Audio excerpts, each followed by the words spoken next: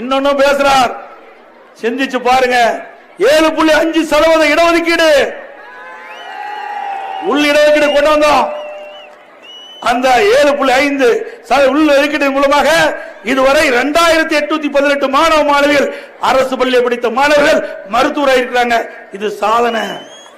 அப்ப இந்த திட்டத்தை கொண்டு வருகிற பொழுது மேலும் ஆளுநர் இந்த மசோதாவை கையெழுத்து போட மறுத்துட்டார்.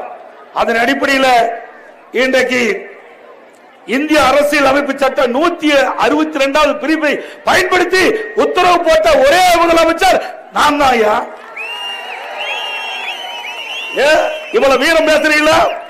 தில்லு திராணி தெம்பு இருந்தா உங்க அப்பா பேர்ல உங்க தந்தை பேர்ல பல்கலைக்கழகம் அமைக்குமே என்று சொல்லிக் கொண்டிருக்கீங்களா? நான் செஞ்ச மாதிரி அரசியல் அமைப்பு சட்டம் 166 பிரிவுப்படி பயன்படுத்து.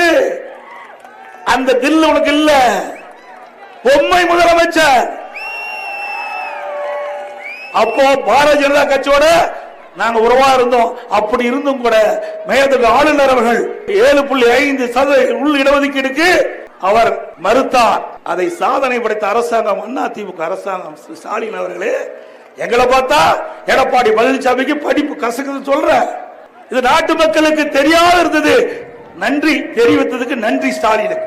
பல பேருக்கு இது தெரியாது.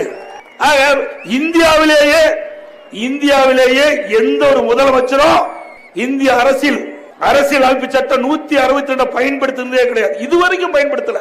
பயன்படுத்திய ஒரே ஆள் நான் தான்.